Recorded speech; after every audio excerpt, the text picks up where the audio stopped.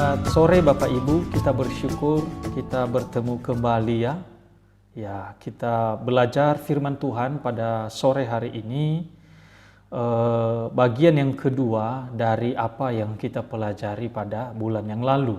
Bulan yang lalu kita belajar tentang kisah para rasul pasal 1 ayat 6 sampai 11 dan itu bagian pertama. Sekarang bagian yang kedua tetap pada kisah para rasul pasal 1 ayat 6 sampai 11.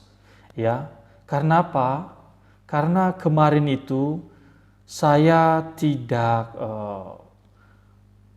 menyampaikan secara tuntas mengingat waktu ya. Makanya saya bagi dua, bagian pertama bulan lalu, sekarang bagian yang kedua supaya rekamannya tidak terlalu banyak durasinya ya. Buat apa juga kita merekam terlalu banyak durasi, tapi jemaat-jemaat menjadi pusing atau bingung ya, susah untuk mengikutinya. Itulah sebabnya saya kemarin itu tidak sampai tuntas, sehingga ada bagian pertama dan sekarang bagian yang kedua. Namun Bapak Ibu, sebelum kita melanjutkan ini, kita akan berdoa terlebih dahulu. Bapa di surga, kami bersyukur kepadamu pada sore hari ini karena Tuhan memimpin kami untuk boleh belajar kebenaran firman-Mu Tuhan.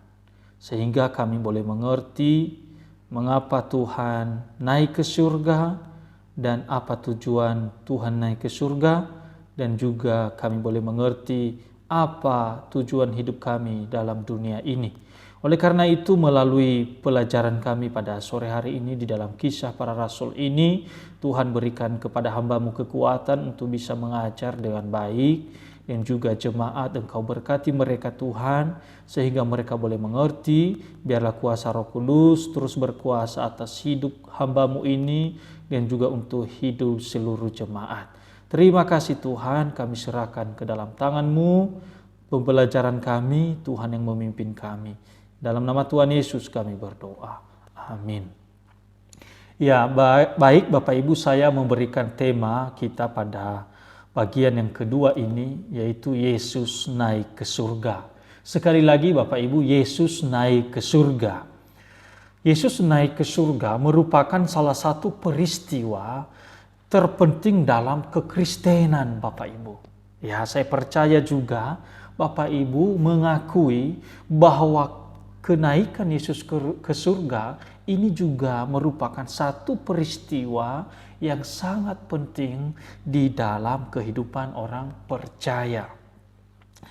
Kita lihat Bapak Ibu yang saya kasih di dalam Tuhan kita Yesus Kristus, sebelum Tuhan naik ke surga, ada jarak antara kebangkitannya dengan naik ke surga. Berapa hari Bapak Ibu jaraknya? Maksudnya setelah bangkit dari kematian, maka ada jaraknya itu Bapak Ibu. Ada beberapa hari sebelum Yesus naik ke surga. Berapa hari? Betul, 40 hari. Ya, 40 hari. Itu bisa kita lihat di dalam ayat 3. Dan kita lihat bahwa dia masih menampakkan diri kepada murid-murid dan kepada banyak orang. Mari kita sekali lagi baca kisah para rasul ini. Walaupun kita sudah baca minggu lalu, tapi mari kita baca kembali. Saya akan bacakan bagi kita Bapak Ibu mengikutinya dalam hati masing-masing. Ayat 6 sampai dengan ayatnya yang ke-11. Maka bertanyalah mereka yang berkumpul di situ, Tuhan, maukah Engkau pada masa ini memulihkan kerajaan bagi Israel? Jawabnya, Engkau tidak perlu mengetahui masa dan waktu yang ditetapkan Bapa sendiri menurut kuasanya. Tetapi kamu akan menerima kuasa kalau Roh Kudus turun ke atas kamu, dan kamu akan menjadi saksiku di Yerusalem dan di seluruh Yudea dan Samaria dan sampai ke ujung bumi. Sesudah ia mengatakan demikian, teranglah ia disaksikan oleh mereka, dan awan menutupnya dari pandangan mereka. Ketika mereka sedang menatap ke langit waktu ia naik itu, tiba-tiba berdirilah dua orang yang berpakaian putih dekat mereka dan berkata kepada mereka, "Hai orang-orang Galilea, mengapakah kamu berdiri melihat ke langit? Yesus ini yang terangkat ke surga meninggalkan kamu akan datang kembali dengan cara yang sama seperti kamu melihat dia naik ke surga." Maka Bapak Ibu yang saya kasih di dalam Tuhan, memang sudah kita pelajari ini bulan lalu. Bulan lalu itu lebih fokus kepada ayat 6 sampai dengan ayatnya yang ke-8. Tetapi fokus kita pada saat ini adalah di dalam ayat 9 sampai dengan ayatnya ke-11. Dan inti pembahasan kita adalah tentang Yesus naik ke surga. Bapak Ibu yang saya kasih di dalam Tuhan, saya sudah katakan tadi bahwa peristiwa kenaikan Yesus ke surga merupakan suatu peristiwa penting yang harus diterima oleh orang percaya dan harus dipahami, diyakini oleh orang percaya. Tanpa kita meyakini ini, maka kita juga menjadi orang-orang yang tidak punya keyakinan akan surga yang disediakan Tuhan bagi saya dan saudara. Tetapi Bapak Ibu yang saya kasih di dalam Tuhan, melalui juga kenaikan Yesus Kristus ke surga, maka ada banyak pertanyaan-pertanyaan. Ya, mungkin juga menjadi pertanyaan saya atau pertanyaan Bapak Ibu ya. Bukan hanya saja orang di luar Kristen yang bertanya, yaitu mengapa Yesus naik ke surga? Nah, ini pertanyaan orang-orang di luar Kristen. Tetapi Bapak Ibu, saya juga tahu dan saya juga percaya bahwa di antara jemaat juga, ini juga menjadi pertanyaan kita. Mengapa Yesus naik ke surga? Nah, ini penting. Ini juga yang harus kita ketahui. Apa sih tujuan Yesus naik ke surga? Ngapain di sana? Ya. Ngapain Yesus ke surga? Nah, ini yang kita pelajari pada kesempatan ini, Bapak Ibu. Mengapa Yesus naik ke surga? Maka Bapak Ibu yang saya kasih di dalam Tuhan kita Yesus Kristus, kita akan melihat yang pertama sifat kenaikan Yesus ke surga. Yang pertama, kenaikan Yesus sungguh-sungguh terjadi. Nah, ini dasarnya dulu Bapak Ibu ya. Sebelum kita melihat mengapa Yesus naik ke surga, kita melihat dulu apa sifat kenaikan Yesus itu. Ya, sifat kenaikan Yesus ke surga seperti apa? Nah, yang pertama, kenaikan Yesus sungguh-sungguh terjadi. Sungguh-sungguh betul-betul terjadi Bapak Ibu, ya. Sudah terjadi. Ini bukan sekedar perumpamaan, ya. Atau kita katakan ini hanya dongeng, bukan. Tetapi ini merupakan suatu hal yang sudah nyata. Fakta, sungguh-sungguh terjadi, bersifat historis, bersifat sejarah, ada sejarahnya, ya. Dan juga bukan merupakan yang saya katakan tadi perumpamaan, bukan seperti itu. Tetapi ini sungguh-sungguh terjadi dan bersifat historis, bersifat sejarah, disaksikan oleh banyak orang. Nah, peristiwa kenaikan Yesus ke surga juga dicatat oleh kitab suci, Bapak Ibu. Kita bisa lihat di dalam Lukas pasal 24 ayat 50 sampai 53 dan juga tadi yang barusan kita baca di dalam Kisah Rasul pasal 1 ayat 1 sampai 11. Alkitab mencatat kepada kita bahwa kenaikan Yesus Kristus sungguh-sungguh terjadi, sungguh-sungguh nyata, sungguh-sungguh ada fakta sejarah. Maka kitab suci mencatat itu kepada kita untuk memberikan penjelasan. Maka Bapak Ibu yang saya kasih di dalam Tuhan, kita juga percaya bahwa kitab suci adalah merupakan firman Tuhan yang diilhamkan oleh Tuhan, yang harus dipercaya oleh manusia. Karena apa? Karena ini adalah firman Tuhan, bukan perkataan manusia. Kalau kitab suci mencatat tentang kenaikan Yesus ke surga, maka juga wajib kita mempercayai.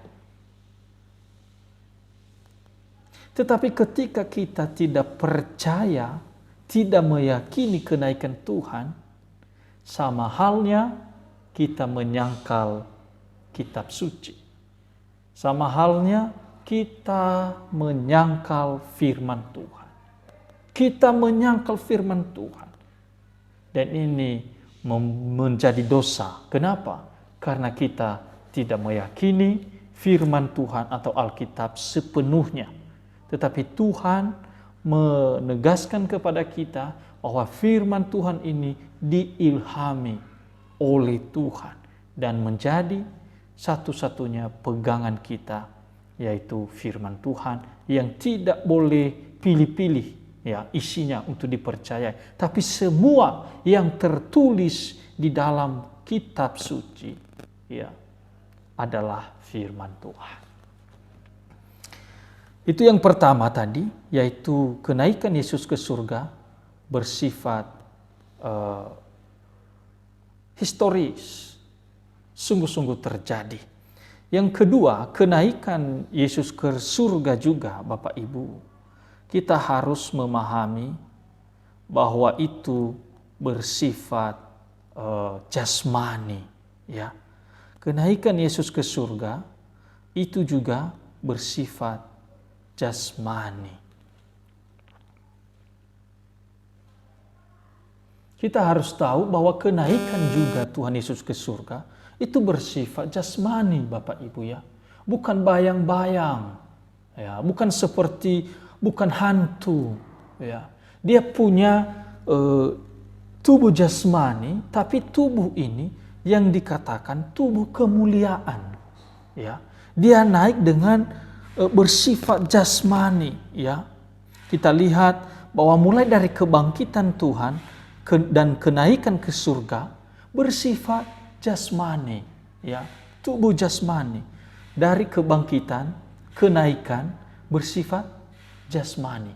Tapi Bapak Ibu, nanti juga dia datang kedua kalinya, itu juga bersifat jasmani, ya. Ketika Yesus datang ke dunia, dia juga bersifat jasmani. Yang dikatakan sifat jasmani ini, dia punya tubuh jasmani, tapi dalam bentuk kemuliaan, Bapak Ibu ya.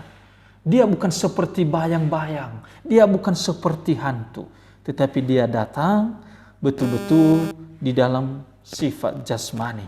Jadi tubuhnya betul-betul naik ke surga, dan karena tubuhnya memang tidak maha ada, maka sekarang ia tidak hadir lagi secara jasmani, ya.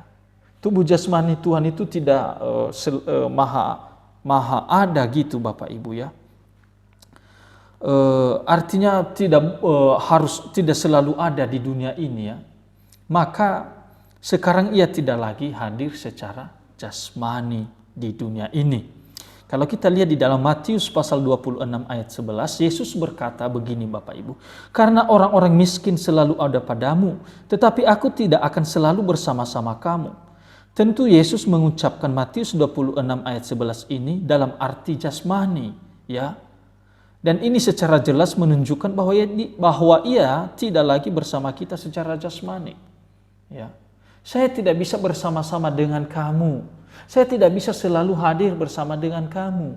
Ini bukan dalam arti kehadirannya secara rohani, tetapi ini menunjukkan kehadirannya secara jasmani. Secara tubuh jasmani, Tuhan ketika setelah kebangkitan dan naik ke surga, dia tidak lagi bersama-sama dengan kita secara jasmani.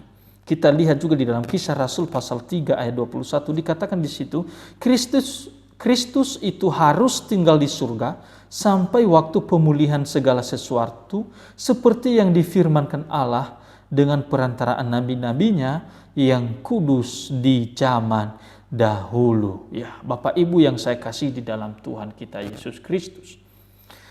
Itulah juga sebabnya kita melihat bahwa kehadiran Tuhan secara tubuh jasmani saat ini memang tidak ada. Tidak hadir dengan kita, bersama-sama dengan kita.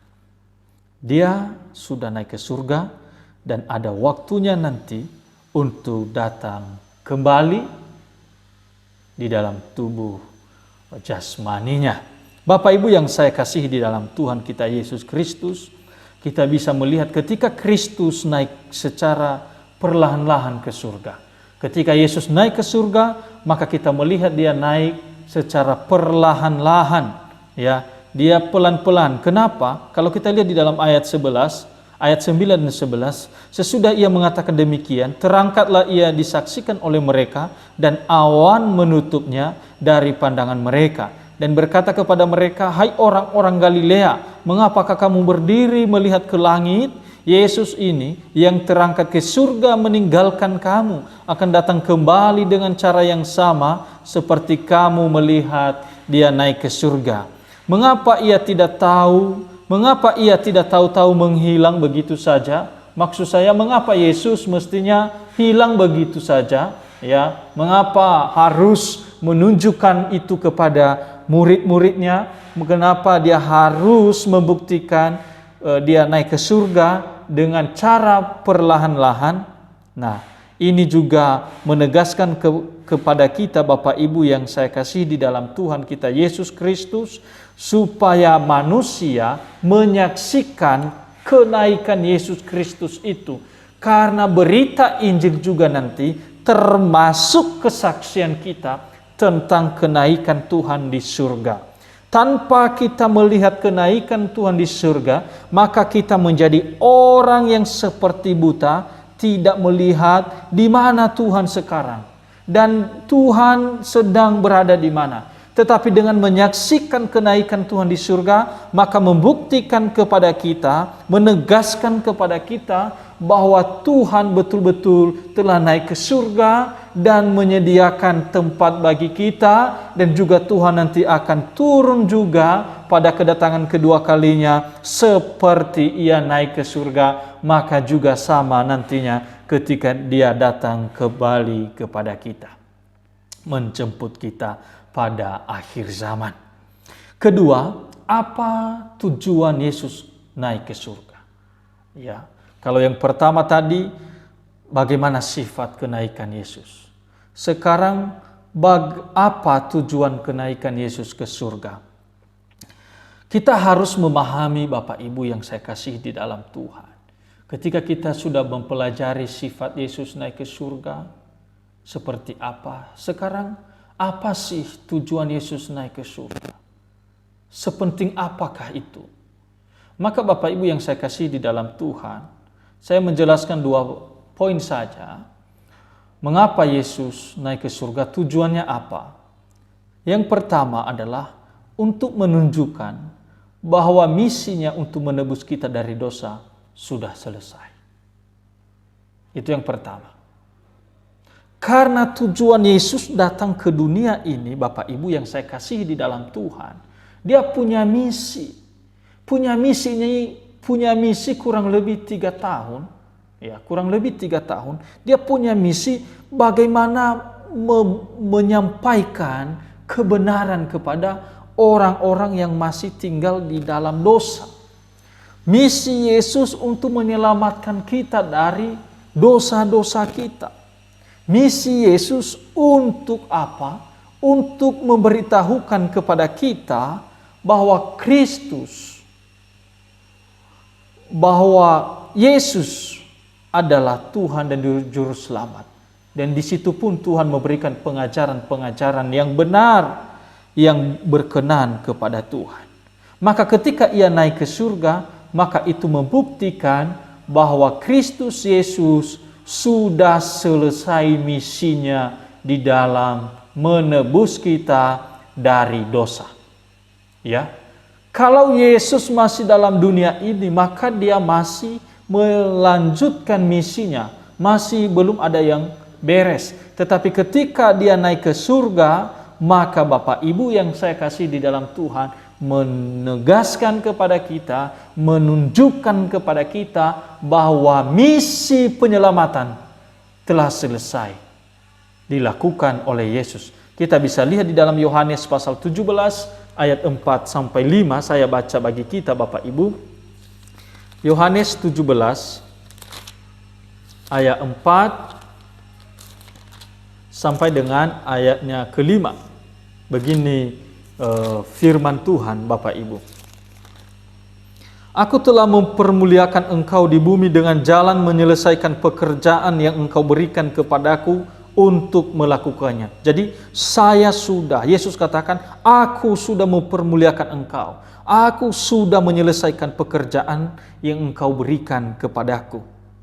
Ayat 5, oleh sebab itu ya Bapa, permuliakanlah aku padamu sendiri dengan kemuliaan yang kumiliki di hadiratmu sebelum dunia ada.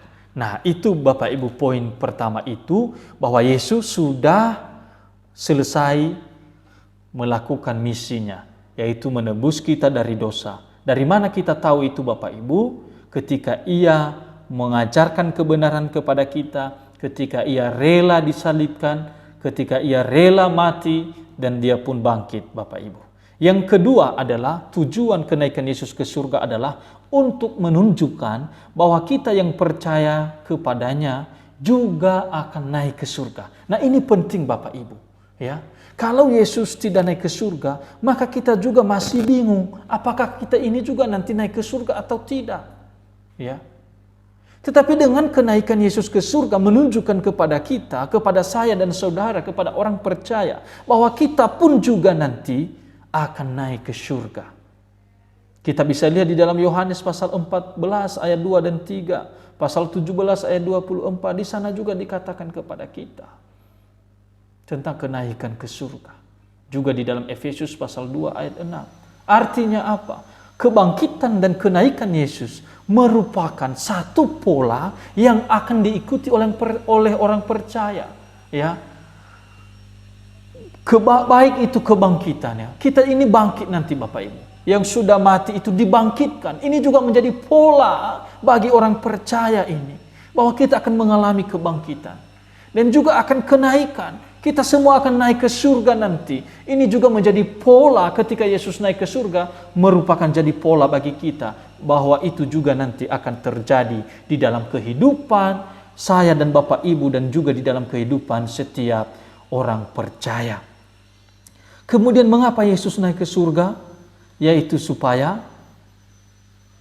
Roh Kudus turun. Supaya Roh Kudus turun. Mengapa Yesus naik ke surga?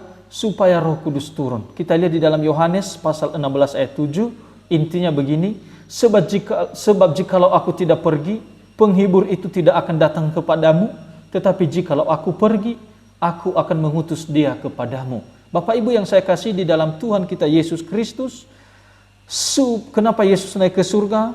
Supaya Roh Kudus turun. Supaya Roh Kudus turun. Kalau Tuhan Yesus tidak naik ke surga, maka juga Roh Kudus tidak akan turun, ya. Kenaikan Kristus ke surga menegaskan kepada kita bahwa Yesus tidak menyertai kita lagi.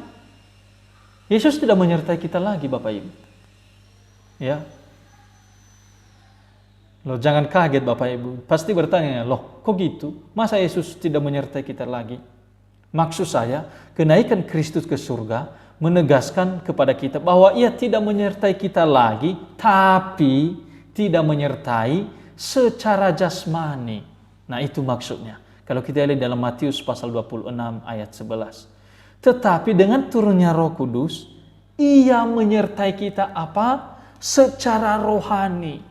Nah, tadi Yesus sudah tidak lagi menyertai kita secara jasmani. Nah, itu ya, mengapa Dia naik ke surga? Membuktikan kepada kita bahwa Yesus tidak menyertai kita lagi secara jasmani, tapi menyertai kita secara rohani. Dengan turunnya Roh Kudus, Bapak, Ibu, dan saya, Yesus menyertai kita secara rohani. Kita bisa lihat di dalam Yohanes pasal 14 ayat 16, ayat 18 dan ayat 19. Di sana dikatakan kepada kita bahwa Roh Kudus menjadi penghibur, menjadi kekuatan bagi kita, menjadi penolong sejati yang senantiasa menyertai kita. Maka kehadiran Yesus dalam hidup saya dan saudara, yaitu hadir secara rohani. Maka Bapak Ibu yang saya kasihi di dalam Tuhan, ketika Yesus naik ke surga, kita tidak boleh beranggapan bahwa Yesus telah meninggalkan kita. Kita tidak boleh beranggapan bahwa Yesus jauh dari hidup kita. Tetapi Yesus selalu hadir bersama kita secara rohani melalui Roh Kudus-Nya. Kenaikan Kristus ke surga menegaskan kepada kita sekali lagi bahwa Ia tidak menyertai kita lagi secara jasmani, tetapi menyertai kita secara rohani. Mengapa Yesus naik ke surga? Yaitu supaya kita tidak mencintai dunia, tetapi kerinduan untuk bersama-sama dengan Dia di surga, Bapak Ibu. Tujuan Yesus naik ke surga juga supaya kita ini, Bapak Ibu, tidak mencintai dunia, tetapi punya kerinduan untuk bersama-sama dengan Dia ke surga. Ya. Karena kita tahu, Bapak Ibu, surga itu tempat yang paling bagus, paling baik, paling menyenangkan. Mestinya juga ini, Bapak Ibu, surga itu harus menjadi kerinduan kita. Kalau saat ini kita tidak merindukan surga bersama dengan Tuhan, maka ini menjadi pertanyaan penting dalam hidup kita. Apakah kita lebih mencintai dunia atau mencintai surga, mencintai Tuhan? Ya, ada orang ini, Bapak Ibu, takut sekali mati, takut meninggalkan dunia. Kenapa? Mungkin dia terlalu mencintai dunia, tidak merindukan surga. Ya. Bagi saya, Bapak Ibu, saya tidak takut meninggalkan dunia ini. Tapi satu-satunya yang saya takut adalah ketika Tuhan meninggalkan saya atau saya meninggalkan Tuhan. Dimanapun saya berada, ketika Tuhan itu ada bersama-sama dengan saya dan saya katakan itu sesuatu hal yang luar biasa bagi saya. Dan ini juga menjadi hal yang luar biasa bagi setiap orang percaya. Kalau kita merindukan bersama-sama dengan Dia, itu artinya apa? Agar kita menyadari bahwa kehidupan yang paling sempurna itu adalah kehidupan bersama Tuhan di surga. Jika kita masih diberi kesempatan hidup di dunia ini untuk hidup, maka marilah kita menjalani hidup yang melayani Tuhan dan memuliakan. Tidak sempurna, Bapak Ibu, kita berada dalam dunia ini.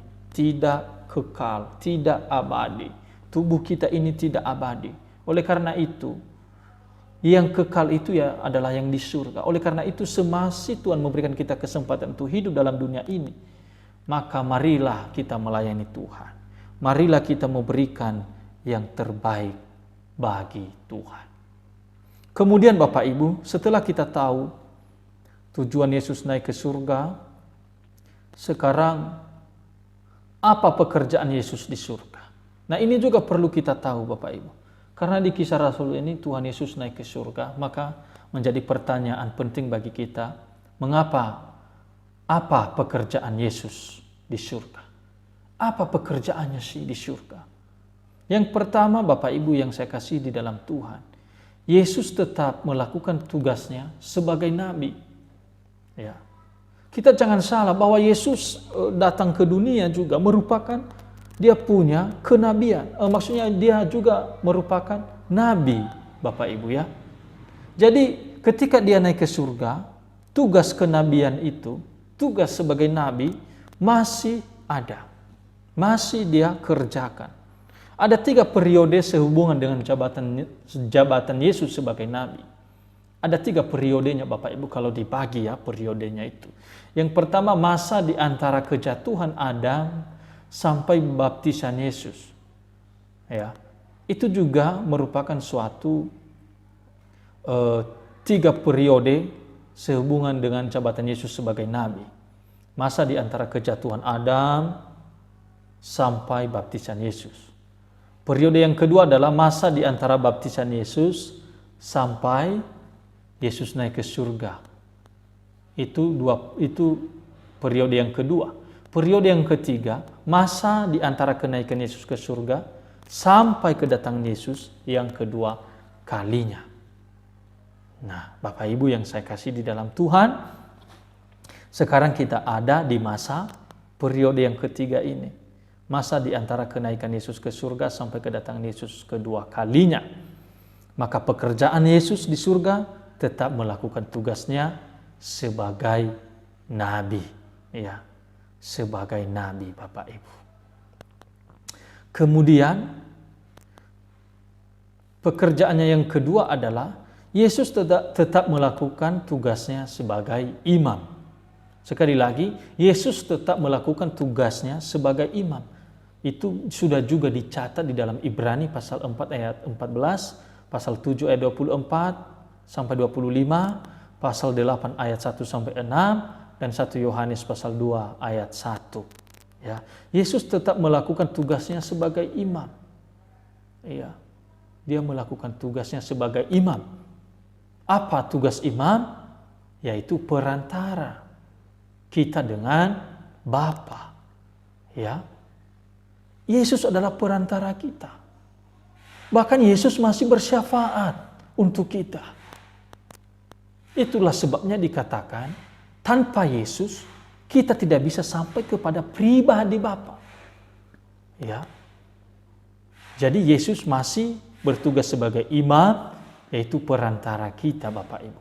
Itu juga menjadikan kita, orang yang percaya, bisa langsung berdoa kepada Bapa di surga. Langsung berdoa kepada Allah, langsung bertanya kepada Allah, langsung meminta kepada Allah. Kalau dulu kita mesti ke bait suci, ke imam dulu, harus imam yang mendoakan kita. Kita tidak boleh berdoa karena Tuhan tidak mendengar. Tetapi dengan Yesus sudah datang ke dunia, sudah menembus kita, dan sudah naik ke surga, kita boleh meminta apapun kepada Tuhan melalui perantaraan Yesus Kristus. Ya, itu yang kedua tadi, tugasnya sebagai imam. Yang ketiga, apa tugas Yesus naik ke surga? Yesus masih bekerja. Pekerjaannya adalah Yesus menyediakan tempat bagi orang percaya di surga. Kita lihat di dalam Yohanes pasal 4 ayat 2. Ya. Yesus menyediakan tempat. Nah, ini menarik Bapak Ibu. Ya. Nabi-nabi agama lainnya tidak pernah dikatakan bahwa mereka menyediakan tempat bagi umatnya. Tidak ada dikatakan seperti itu, bahwa mereka menyediakan tempat. Tapi Yesus memberikan jaminan itu bahwa Ia menyediakan tempat bagi kita. Jadi kita ini Bapak Ibu, ketika kita percaya kepada Tuhan, tidak ada hal yang perlu kita takuti, dan tidak ada hal usaha kita untuk membangun rumah kita di surga. Ya, membayar untuk membangun rumah kita, tempat tinggal kita. Tetapi Yesus, Tuhan kita yang luar biasa ini Bapak Ibu, menyediakan tempat bagi saya dan bagi Bapak Ibu yang saya kasihi di dalam Tuhan. Tetapi ada juga yang perlu kita ketahui Bapak Ibu yang saya kasihi di dalam Tuhan kita Yesus Kristus. Tempat di surga memang Tuhan menyediakan tempat bagi kita masing-masing. Tetapi ada tingkat-tingkat tempat yang berbeda satu dengan yang lain. Jadi saya dengan Bapak Ibu bisa saja beda tempat tinggal kita. Walaupun kita masuk surga, tapi ada tingkatan-tingkatan yang berbeda Bapak Ibu. Ya. Nah, apa yang membuktikan kita memiliki tempat yang berbeda ini? Yaitu adalah pahala, ya Bapak Ibu ya. Perbedaan pahala dan kemuliaan kita. Ya. Kita bisa lihat di dalam Lukas pasal 19 ayat 16 sampai 19, 1 Korintus pasal 3 ayat 10 sampai 15, pasal 9 ayat 24 27, Matius pasal 5 ayat 19, pasal 6 ayat 20, pasal 11 ayat 11, pasal 20 ayat 20 sampai 28, Wahyu pasal 22 ayat 12. Nah, di sana juga dikatakan kepada kita bahwa masing-masing kita memiliki perbedaan pahala, ya. Masing-masing kita berbeda pahala kita satu dengan yang lain, dan ini juga akan memiliki perbedaan tingkatan tempat kita di surga. Jadi, kapan kita dapat pahala?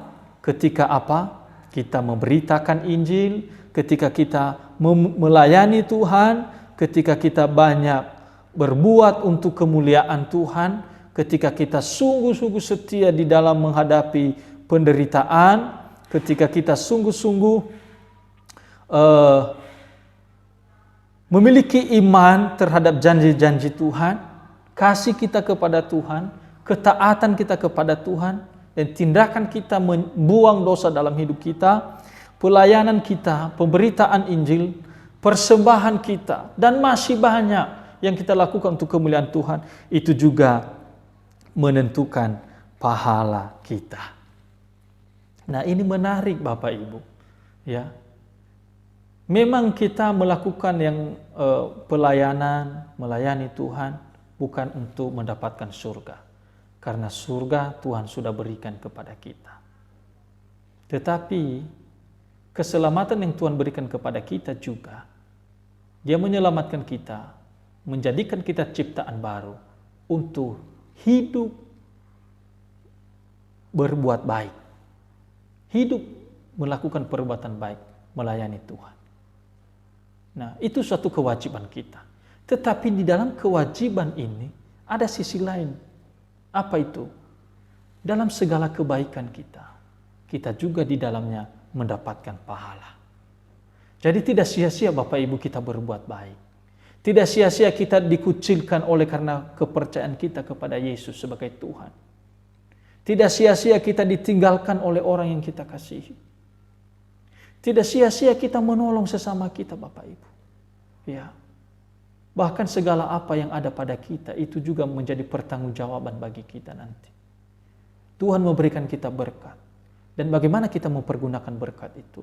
Sudahkah kita menolong orang-orang yang membutuhkan? Atau justru kita hidup berkelimpahan? Kita hanya berfokus pada diri kita sendiri. Tetapi saya percaya bahwa kita adalah orang-orang yang mengasihi Tuhan dan memberikan yang terbaik bagi Tuhan. Oleh karena Tuhan Yesus sudah naik ke surga, ada juga hal penting yang harus ada dalam hidup kita, yaitu tanggung jawab orang percaya setelah Yesus naik ke surga. Saya baca Bapak Ibu ayat 10. Kisah Para Rasul tadi, ayat pasal 1, ayat 10 sampai 11. Ketika mereka sedang menatap ke langit, waktu ia naik itu, tiba-tiba berdirilah dua orang yang berpakaian putih dekat mereka dan berkata kepada mereka, "Hai orang-orang Galilea, mengapakah kamu berdiri melihat ke langit? Yesus ini yang terangkat ke surga meninggalkan kamu akan datang kembali dengan cara yang sama seperti kamu melihat dia naik ke surga."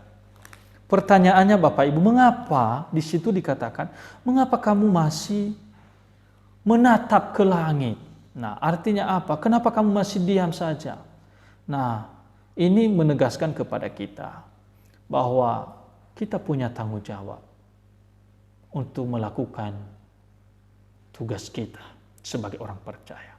Melayani Tuhan, memberitakan Injil.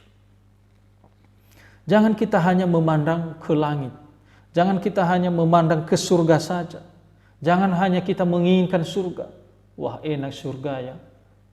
Tetapi kita tidak melakukan apa-apa untuk Tuhan. Kita tidak melakukan apa-apa untuk kemuliaan Tuhan. Itulah sebabnya jangan hanya menatap ke langit. Pergilah, kerjakanlah tanggung jawab, berikanlah yang terbaik untuk melayani Tuhan.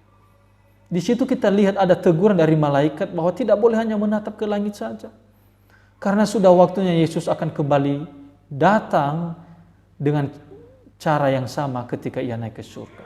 Ada waktunya nanti Tuhan Yesus naik ke surga seperti ketika ada waktunya nanti Yesus datang menjemput kita seperti waktu ia naik ke surga. Kedua, orang percaya harus memberitakan Injil. Mungkin kemarin saya sudah menyinggung bagian ini, tetapi kembali saya tegaskan lagi bahwa kita harus memberitakan Injil. Banyak perintah Yesus dalam kitab suci. Tetapi terhadap pemberitaan Injil sangat ditekankan. Misalnya tadi ayat 2 dan ayat 8. Bahkan ayat 8 ini merupakan tema keseluruhan kitab suci Kisah Para Rasul. Ya, kisah para rasul itu dari pasal 1 sampai pasal terakhir biasanya ditentukan tema-temanya Bapak Ibu. Satu kitab itu. Misalnya kisah para rasul, apa temanya? Temanya adalah terdapat di dalam ayat 8 tadi Bapak Ibu. Untuk memberitakan Injil ke seluruh dunia. Ya, saya coba baca bagi kita. Saya tegaskan sekali lagi ayat 8 ini Bapak Ibu, dikatakan di sana, tetapi kamu akan menerima kuasa kalau Roh Kudus turun ke atas kamu dan kamu menjadi saksiku di Yerusalem dan di seluruh Yudea dan Samaria dan sampai ke ujung bumi. Artinya apa Bapak Ibu? Orang yang sudah menerima Roh Kudus, ia akan menerima kuasa dan ia akan memberitakan Injil. Nah, ini tugas kita Bapak Ibu. Ini sangat ditegaskan. Ini perintah yang paling ditekankan. Ya, yaitu memberitakan Injil. Dan itu tema kisah para rasul terdapat di dalam ayat 8. Maka Bapak Ibu, kalau kita tidak memberitakan Injil, sama halnya kita tidak melakukan perintah Tuhan. Kita menolak perintah Tuhan. Oleh karena kita menolak perintah Tuhan, maka juga kita berdosa kepada Tuhan. Orang yang menolak itu, memberitakan Injil, ia berdosa kepada Tuhan. Bapak Ibu yang saya kasihi di dalam Tuhan Yesus Kristus, saya akan menutup pembelajaran kita pada kesempatan ini, yaitu saya menegaskan kembali bahwa kenaikan Yesus ke surga memberikan jaminan kepada kita bahwa Yesus juga memberikan kita boleh hidup di surga kelak. Ya. Ketika kenaikan Yesus ke surga memberikan jaminan kepada kita bahwa Yesus juga memberikan kita boleh hidup di surga kelak. Surga tempat yang paling menyenangkan karena segala sakit penyakit, penderitaan dan lain-lain tidak ada lagi di sana. Dengan demikian, selama kita hidup di dunia ini, mari kita memberikan yang terbaik bagi Tuhan, taat kepada Tuhan, melayani Tuhan, menjadi berkat bagi sesama, dan memberitakan Injil kepada seluruh umat manusia. Kiranya firman Tuhan, apa yang kita pelajari pada sore hari ini, menjadi berkat bagi kita. Dan jika ada pertanyaan, boleh ditanyakan kepada saya melalui WA. Mari kita berdoa. Bapa di surga, kami mengucap syukur karena Tuhan sudah menolong memberkati kami, sehingga Tuhan kami boleh mengerti firman-Mu dan boleh belajar bersama-sama. Kiranya juga Tuhan menguatkan kami ketika kami ada dalam dunia ini untuk menghadapi berbagai tantangan, rintangan kehidupan. Dan kami juga, tolonglah kami Tuhan ketika nantinya Tuhan mendapatkan kami dengan penuh kesetiaan. Dan kami pun dapat naik ke surga, dipanggil oleh Tuhan, dan kami pun menikmati kemuliaan pahala yang Tuhan berikan kepada kami. Terpujilah Engkau Tuhan, pimpinlah sertai kami untuk aktivitas kami selanjutnya. Dalam nama Tuhan Yesus kami berdoa. Amin. Tuhan, selesai pengajaran atau pembelajaran kita pada sore hari ini. Kiranya Tuhan Yesus memberkati. Amin.